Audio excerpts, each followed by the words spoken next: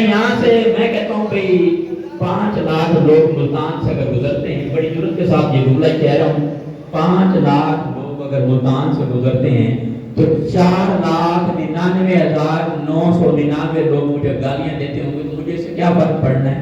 कोई फर्क नहीं पड़ना।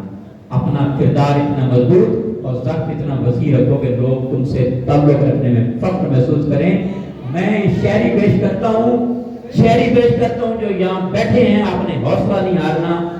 वो शेर कहते हैं, हम जुबान मेरे थे, हम जुबान मेरे थे, उनके दिल मगर अच्छे ना थे। हम जुबान मेरे थे, उनके दिल मगर अच्छे ना थे।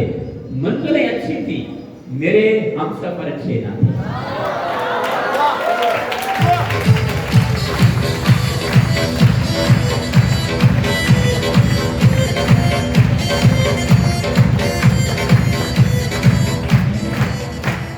हम जुबान मेरे थे, उनके दिल मगर अच्छे ना थे।